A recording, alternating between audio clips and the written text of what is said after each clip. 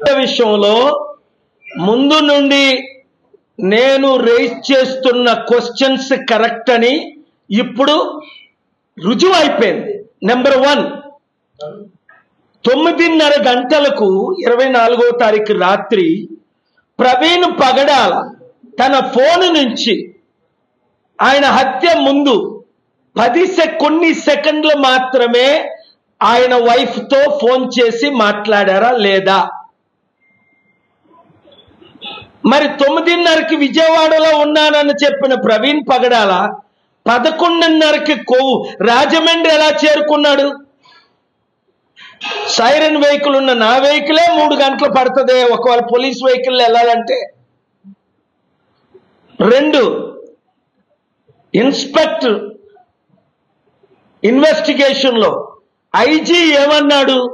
ఈ TV5 మూర్తిగాడు ఈ వీడియోలన్నీ ఐజీ నాకు రిలీజ్ చేశారు అన్నాడు. ఒరే యూజ్లెస్ ఫెలో,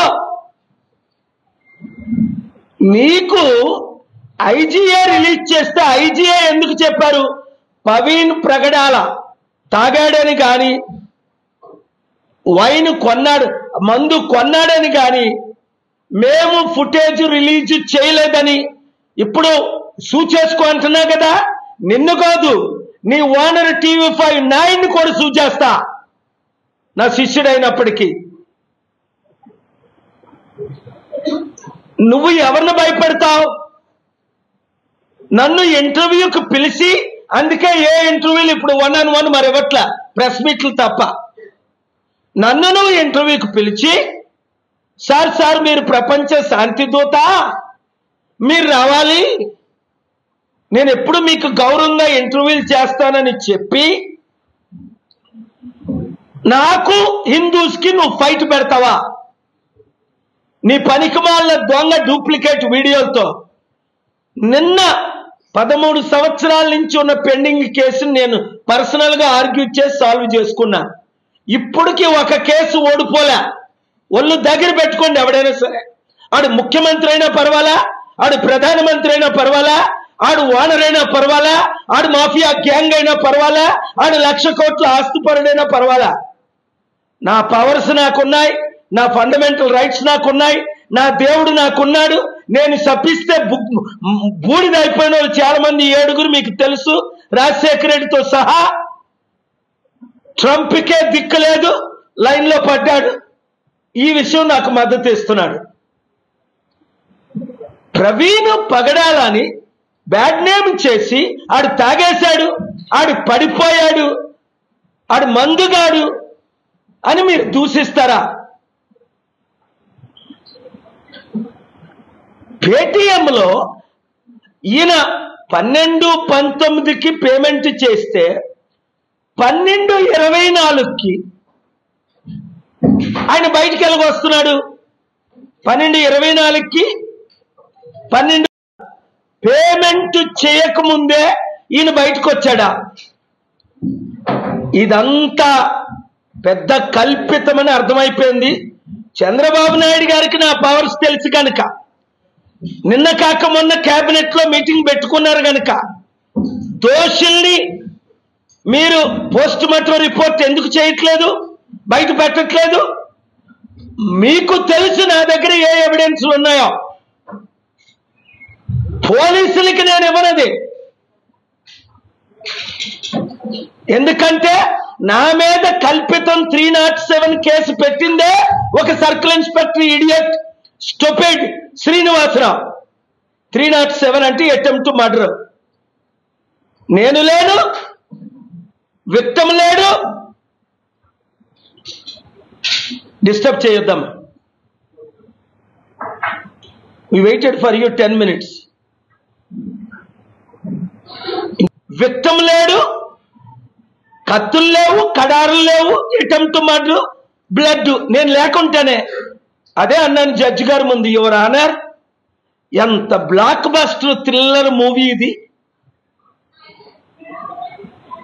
307 IPC అంటే నేను చంపినట్టు, చంపడానికి ప్రయత్నించినట్టు, అవతల వ్యక్తికి గాయాలు పడినట్టు, అక్కడ కత్తులో కడారులో వాడినట్టు ఫ్యాబ్రికేట్ చేశారు ఒంగోలు స్టూపిడ్ పోలీసులు. అక్కడ డీజీపీ రాముడు గారు, మంచి శ్రీకాంత్ ఎస్పీ గారు న్యాయం చేశారు కాబట్టి నేను క్షమించా. ఏ పోలీసుని క్షమించను.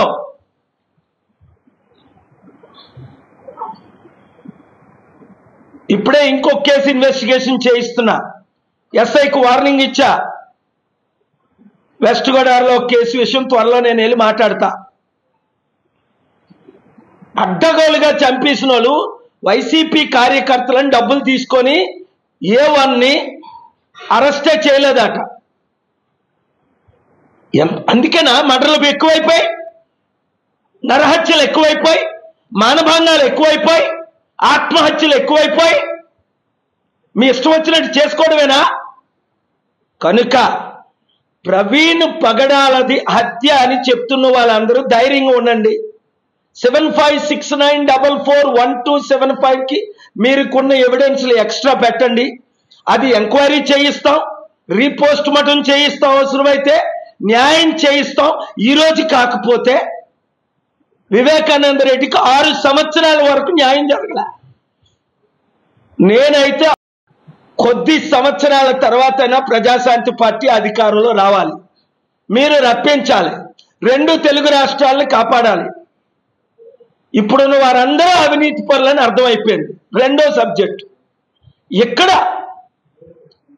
హైదరాబాద్ సెంట్రల్ యూనివర్సిటీ 2300 ఎకరాల్లో మంచి 400 ఎకరాలు ఎన్నుకొని దాన్ని ఇండస్ట్రీలకి ఇచ్చేసి 40,000 కోట్ల ప్రాపర్టీ 400 ఎకరాలది 2 కోట్ల రూపాయలకి అమ్మేసి స్టూడెంట్లు, తెలంగాణ నిరుద్యోగులు, తెలంగాణ విద్యార్థుల కడుపులు కొట్టడానికి ఇక్కడ ప్రయత్నిస్తున్నారు. రేవంత్ రెడ్డి గవర్నమెంట్, మరి బీజేపీ గవర్నమెంట్ ఎందుకు ఫైల్ చేయలేదు బిల్లు? అంటే వీళ్ళందరూ ఒకటేనే కదా. ఒరే మేము 22 ప్రాపర్టీలు అమ్మి పడేసాం, లక్షల కోట్లు మేము దోచుకున్నాం. ఆ బండి సంజయ్ గారు ఏం మాట్లాడుతాడో తెలియదు. రోజుకో మాట వాగుతాడు. ఈ మధ్యన మళ్ళీ నా పేరు తీసుకొచ్చాడు. రేవంత్ రెడ్డి అమ్మేస్తున్నాడు, కేపాల్ కూడా అమ్మేస్తాడు అని. ఒరే యూజ్లెస్ ఫెలో, నువ్వురా, మీ డాడీ మోదీరా లక్షల కోట్ల ప్రాపర్టీ దేశం అంతా అమ్మేశాడు. నా పేరు ఎందుకు రా తీసుకొస్తావు? నువ్వు ఒక తమ్ముడు, కాపు తమ్ముడు అని నేను క్షమిస్తే అప్పుడు నిన్ను బీజేపీ ప్రెసిడెంట్ నుంచి పోస్ట్ పీకించలేదా? మీ బీజేపీ ప్రెసిడెంట్ నడ్డా నా శిష్యులు, మీ మోదీ గారు నా శిష్యులు. మరి నువ్వు నాకెందుకు థ్రెటన్ చేస్తావు? నా పేరు ఎందుకు తీసుకొస్తావు? నువ్వు కలిసి పనిచేద్దాం, అవినీతిని ఆపుదామంటే నేను ఎవరితోనైనా కలిసి పనిచేయడానికి రెడీయే. మీరెందుకు ఫైల్ చేయలేదు?